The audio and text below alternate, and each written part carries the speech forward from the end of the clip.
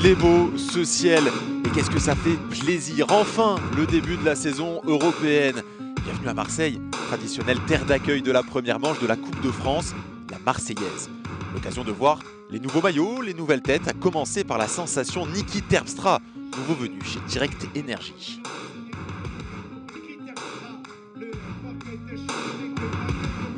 It's my first time in Grand Prix La Marseillaise. C'est ma première fois au Grand Prix La Marseillaise. It's going to be a big surprise for me. Ouais, ça va être une grande surprise pour moi. Hier, on a reconnu le parcours et je dois dire que c'est très dur. Je m'attends à une course compliquée, spécialement parce que les descentes ne sont pas très longues. Je m'attends à un vrai feu d'artifice du début à la fin. On a déjà fait 2 stages d'entraînement et je me sens très bien accueilli. Il y a une bonne atmosphère et je suis très motivé à l'idée de commencer cette saison. Autre transfuge hivernal, Pierre Rolland, de retour dans une équipe française après sa parenthèse américaine. Il compose avec Arthur Vichot, ancien vainqueur ici, un attrayant duo sous le maillot Vital Concept. J'ai retrouvé des gens avec qui j'ai travaillé par le passé, des gens que j'apprécie. Je suis dans une équipe qui me correspond bien au niveau de la mentalité et de l'esprit qui s'y dégage. Voilà. Personnellement, je me sens bien. J'ai hâte que la course commence, que la saison commence. Voilà, c'est un commencement, c'est pas un aboutissement la Marseillaise, mais voilà, l'envie est là. On a tous envie de courir ensemble, aussi bien les coureurs qui étaient en place l'an passé, et puis les nouveaux qui sont venus rejoindre le groupe. AG2R La Mondiale, l'une des 2 équipes World Tour au départ, comptera sur son capitaine de route, Samuel Dumoulin, pour encadrer sa jeune garde. Et sur Alexandre Géniès, vainqueur sortant. C'est toujours particulier, ça met toujours une pression supplémentaire. Puis je pense que le fait aussi je vais être un peu plus surveillé sans doute dans le final, mais c'est intéressant, c'est une pression positive on va dire. Je pense qu'on a quand même une relativement belle équipe, des jeunes, mais sur des courses un peu nerveuses et courtes, je pense qu'on sera quand même nombreux dans le final. À midi tout pile devant le conseil général des Bouches-du-Rhône, les coureurs se massent sur la ligne dans l'attente du départ. Il fait beau, mais il fait frais dans la cité phocéenne. Le thermomètre affiche seulement 6 degrés et surtout un vent violent va accompagner les coureurs tout au long des 139 km de cette course. 139 au lieu des 145 initialement prévus. La faute au vent qui ampute le parcours de la route des Crêtes. La route des Crêtes de retour depuis 3 éditions au programme qui corsait une course déjà compliquée. Mais attention à ne pas sous-estimer le crochet de substitution, lui aussi très escarpé. 111 coureurs au départ, répartis en 16 équipes, 9 formations françaises, dont la Groupama FDJ autour de son jeune et prometteur leader Valentin Madouas. On découvre aussi pour ses premiers tours de roue sur le sol français le maillot blanc et rouge des Bretons d'Arkea Samsic, autour notamment d'un local, Maxime Bouet. Autres locaux, Delco Marseille-Provence dans leur tunique ciel. Il y a également 7 équipes étrangères. Antigroupe Gobert, assuré de participer au Tour de France, avec en son sein Johan Ofredo, les Russes de Gazprom ou encore Israel Cycling Academy. Petite découverte à ce niveau, les Algériens du team Sovac autour du vétéran Davide Rebellin. On y reviendra plus tard. Et cette nouvelle saison ne déroge pas à la règle. On retrouve les scénarios classiques avec plusieurs coureurs qui tentent de partir en échappée. C'est le cas notamment de Thibaut Ferras, l'ancien de l'armée de terre qui retrouve le peloton professionnel. Il est maintenant chez Natura Forever Roubaix-Lille Métropole. Les coureurs de Direct Énergie aussi sont très actifs en tête, même si on voit là Niki Terpstra filoché en queue de peloton.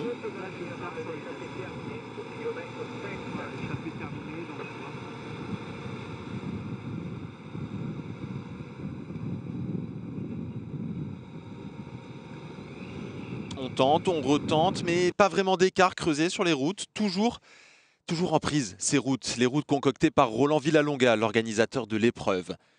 La côte des Thermes où sont actuellement les coureurs, puis plus tard, le col du Pas de la Couelle, le col de l'Espigoulier, la côte des Bastides, celle des Belles-Filles et également la Gineste qui sont au menu. Quasiment 3000 mètres de dénivelé positif. Attention à l'indigestion en ce début de saison. Comme à son habitude, la Marseillaise a attiré de beaux noms et d'anciens vainqueurs. Comme par exemple Samuel Dumoulin, victorieux en 2012, Kenneth Van Bilsen aujourd'hui chez Cofidis qui s'était imposé au sprint en 2014. Les 2 derniers à avoir levé les bras, Arthur Vichot en 2017 avec son maillot de champion de France et Alexandre Géniès l'an passé bien aidé par Tony Galopin et Romain Bardet. Le plus ancien vainqueur au départ, c'est Jonathan Hiver sous les couleurs de la Direct Energy. Toujours très affûté en début de saison, il pourra compter sur une très belle équipe, Niki Terpstra que l'on vient de voir, la recrue, vainqueur du Tour des Flandres, et une autre recrue, Anthony Turgis. Il y a également Lilian Calmejane et encore Jérôme Cousin. Toujours pas d'échappée, mais un homme est particulièrement actif, c'est Julien Antomarchi, avec son maillot rose et noir de Roubaix-Lille Métropole. Il connaît ses routes par cœur, il veut absolument passer la journée à l'avant. On voit qu'il y a des petits groupes qui se forment, mais personne ne prend l'initiative de rouler franchement pour faire une cassure. Car forcément, les velléités offensives sont un petit peu bridées par le Mistral. Antomarchi qui insiste avec Anthony Turgis dans sa roue qui vient le relayer. On sent très en jambes le francilien en ce début de Marseillaise. C'est lui maintenant qui tente d'initier le coup, suivi par Romain Combaud. Tu les vois les coureurs? C'est bien. C'est pas grave Franck, mais ça vient, je vois là. Dès que je te dis accélère, c'est bien, tu respectes, t'es souple. Moi je peux cadrer. Hein. La course est lancée depuis 20 km et un coup semble se dessiner. 4 hommes prennent une trentaine de secondes d'avance sur le peloton. 4 représentants d'équipes continentales françaises. On retrouve là Mort van Niekerk, le Sud-Africain, néo-pro de Saint-Michel-Aubert 93. Également à l'avant Romain Combaud, un habitué des échappées que les suiveurs de la Coupe de France de cyclisme connaissent bien. Lui qui entame sa 4e année chez Delco Marseille. Nouveau maillot en revanche pour Anthony Turgis, pro depuis 5 ans chez Cofidis et qui court maintenant pour les Vendéens de Direct Energy. Et enfin pour compléter ce quatuor, Julien Antomarchi, 34 ans, ancien pensionnaire de la Pomme Marseille, Marseillais de naissance et depuis 5 ans sous les couleurs de Roubaix-Lille Métropole.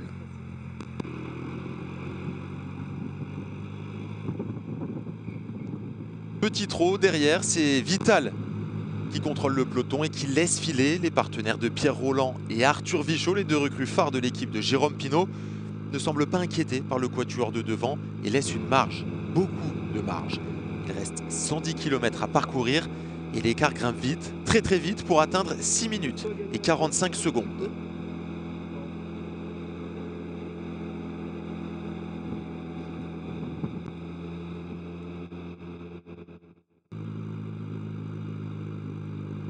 On est maintenant dans la première difficulté du jour, le petit galibier, et l'écart se stabilise au-delà des 7 minutes. L'échappée semble bien s'entendre, on collabore. Même si là, effectivement, Julien Antomarchi accélère en haut de la bosse pour faire les points du Grand Prix de la Montagne. Antomarchi qui passe. Allez, je te rejoins.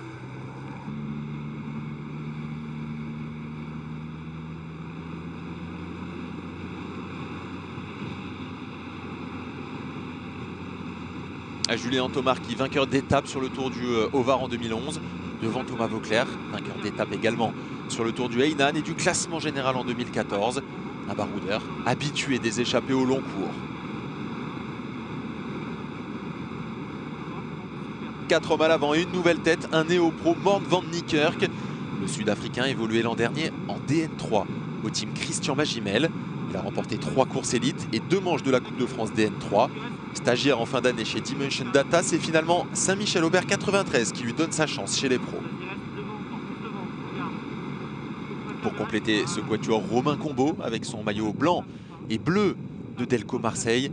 Et enfin Anthony Turgis, le francilien de Direct Energy.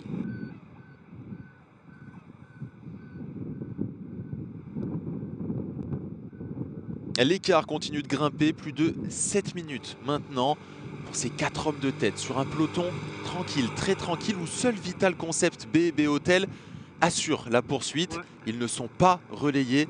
Les partenaires de Arthur Vichot, c'est à eux d'assurer le train derrière.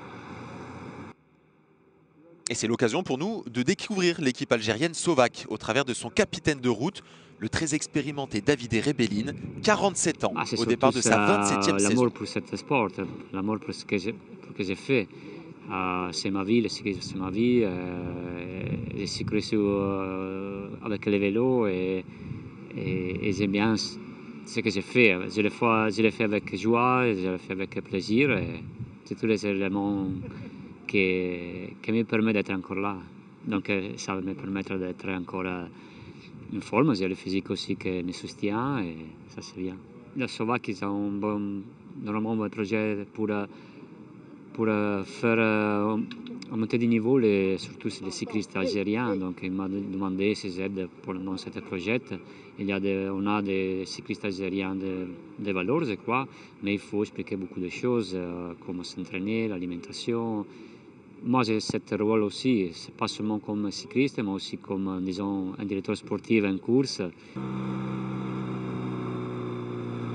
Et il y a du travail pour David Rebellin parce qu'après une cinquantaine de kilomètres de course, ils sont déjà 4 à avoir bâché sur les 7 coureurs engagés de cette équipe slovaque Algérie. 4, c'est aussi le nombre de coureurs qui sont à l'avant et qui sont actuellement dans la montée de l'Espigoulier, une montée longue de 13 km 400 à 4%. On est encore loin de l'arrivée.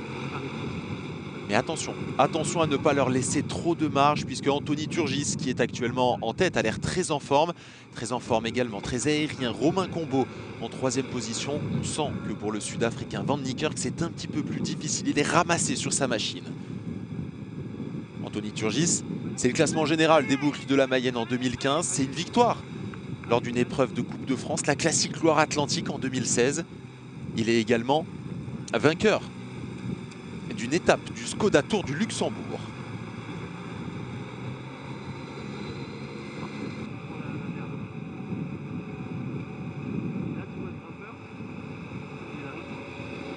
On est au sommet de l'Espigoulier. C'est Julien Antomar qui passe en tête et qui remporte le prix Alain Bernardi. Il reste 70 km à parcourir. Et après 2 heures de course, la moyenne est de 36 km 800. Je suis parti d'en bas. Attends, je filme. Hop.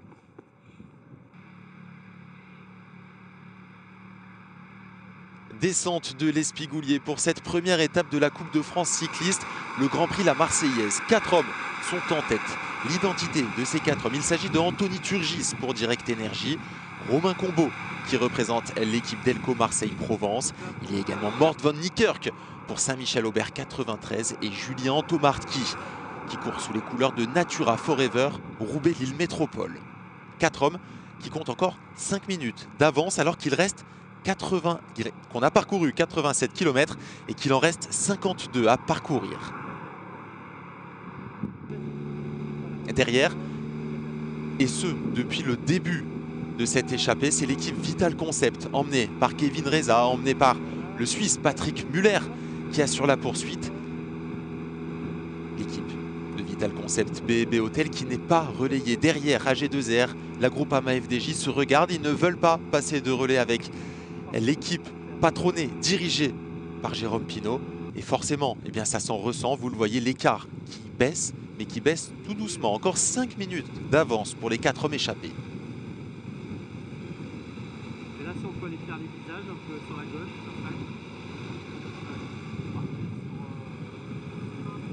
Les 4 hommes de tête qui attaquent la montée du Pas-d'Oulier, 5 km 100 à 5,8% de moyenne. Anthony Turgis très à son affaire, tout comme Julien Antomartki et Romain Combo. On sent que ces 3 hommes-là ont l'habitude des échappées. C'est des baroudeurs, ils savent faire et ils se régalent pour cette première sur le sol européen, sur cette reprise des courses cyclistes pour cette saison 2019. Bien s'alimenter pour ne pas risquer la fringale. Voilà les directives de Stéphane Levarlet qui est au volant de cette équipe Saint-Michel-Aubert 93 et qui conseille son jeune protégé. Puisqu'attention, il ne faut pas risquer de coups de mou lorsque l'on est échappé comme ça. Il faut pouvoir tenir et jusqu'au bout au cas où l'échappé, par miracle, arriverait à rallier la ligne d'arrivée.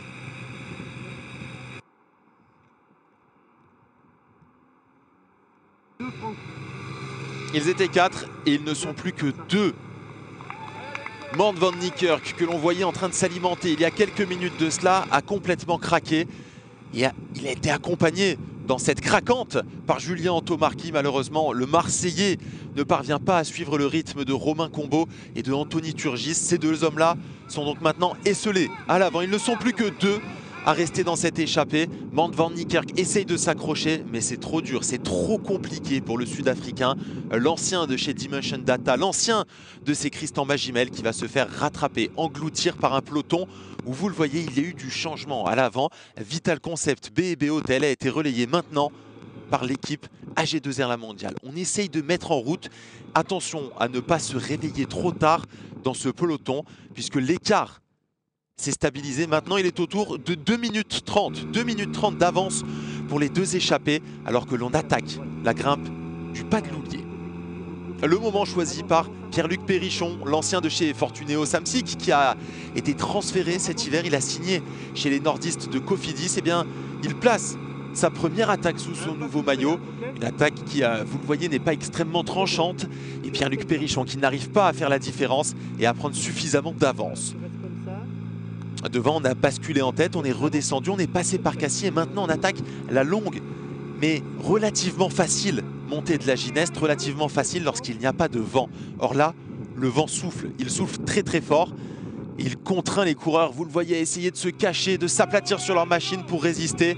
Ce vent de face est compliqué dans la Gineste, mais ces deux hommes ont toujours plus de 2 minutes d'avance. Le peloton n'a quasiment rien repris. Anthony Turgis et Romain Combaud. Dominique Arnoux, le directeur sportif de cette équipe Direct Énergie, l'ancien champion du monde de cyclocross, le dernier Français à avoir remporté ce titre de champion du monde, donne ses consignes à Anthony. Il est obligé de dialoguer, il sent que cette échappée peut faire quelque chose. Il faut bien expliquer à ces deux-là qu'il faut gérer cette montée pour ne pas craquer, gérer surtout ce vent de face qui rend fou et qui est une difficulté supplémentaire. Vous le voyez, les arbres sont agités, c'est terrible, ça devient dantesque cette montée de la Gineste. L'Ardoise, 2 minutes d'avance maintenant pour ces deux hommes qui sont maintenant bien emmenés dans cette Gineste. Ils vont pouvoir basculer à deux, ça c'est une certitude. Est-ce qu'ils vont réussir à résister au retour du peloton? Un peloton qui derrière eh bien, a du mal à s'organiser. Et Anthony Turgis et Romain Combaud très intelligemment qui restent à deux et qui vont finir cette montée et qui basculent maintenant en tête avec 1 minute 50 d'avance. Ils vont fondre, ils vont maintenant tomber, descendre sur cette cité phocéenne pour aller dans le boulevard Michelet, cette longue ligne droite de 2 km qui débouchera sur l'arrivée et sur le stade Vélodrome. Anthony Turgis et Romain Combaud, à la surprise générale, vont se jouer la victoire ici à Marseille pour ce 41e Grand Prix de la Marseillaise. C'est une petite sensation, les échappés partis au bout de 20 km qui sont maintenant sous la flamme rouge et qui vont se disputer la victoire au sprint. Sensation, ils ne seront pas repris par le peloton qui de Anthony Turgis et Romain Combaud va s'imposer pour cette première étape de la Coupe de France. Romain Combaud, ça fait maintenant 500 mètres qu'il est calé dans la roue d'Anthony Turgis. Il sait qu'il a moins de vitesse au sprint, il manque de vélocité Romain Combaud, donc intelligemment il reste dans la roue d'Anthony Turgis, il se protège de ce vent qui les a rendus fous toute la journée. Anthony Turgis face à Romain Combaud pour la première victoire de la saison sur le sol français. Qui va réussir à s'imposer ici à Marseille? Qui va déclencher en premier son sprint? Anthony Turgis a une pointe de vitesse légèrement supérieure à celle de Romain Combaud, mais pour l'instant intelligemment Romain Combaud attend dans le sillage, il est en train de resserrer ses chaussures les derniers instants, mais maintenant aux 500 mètres Anthony Turgis qui continue d'emmener Romain Combaud intelligemment qui reste derrière lui. Il va devoir lancer le sprint, le coureur de la Marseillaise. Il va devoir partir pour espérer s'imposer, mais il va falloir être fort, il va falloir être très fort. Les 300 derniers mètres, toujours aucun mouvement en tête de course. Anthony Turgis pour emmener Romain Combaud juste derrière. Ça va partir à ce sprint qui va se lancer. Derrière le peloton est à maintenant 50 secondes. Et c'est parti maintenant avec Romain Combaud qui est le premier à déboîter, qui passe sur la droite de Anthony Turgis. Anthony Turgis qui essaye de remonter. Romain Combaud, il parvient à le faire. Il le double sur la gauche de l'écran, sur la droite de Romain Combaud. Turgis plus rapide. Turgis s'impose. Victoire du Direct Énergie.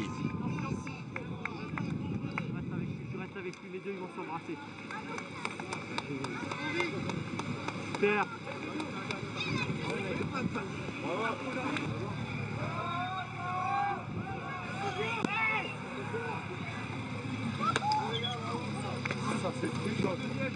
T'as gagné mon poulet.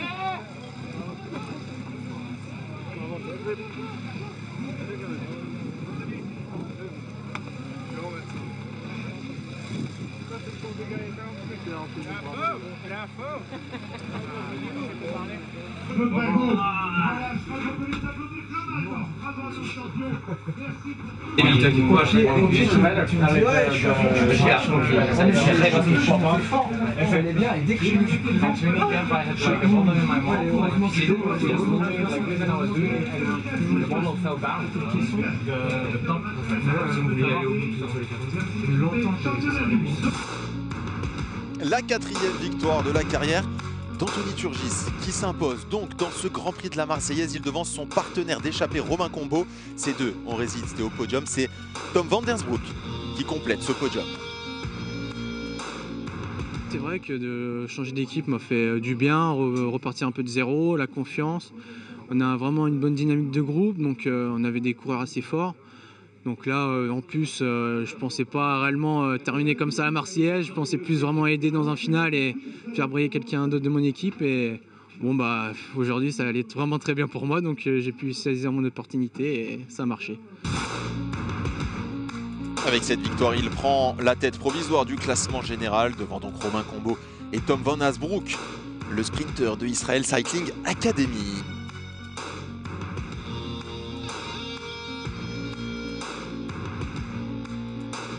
Après la Ginesse, très gros vent de face et Anthony attaquait le pied un peu vite.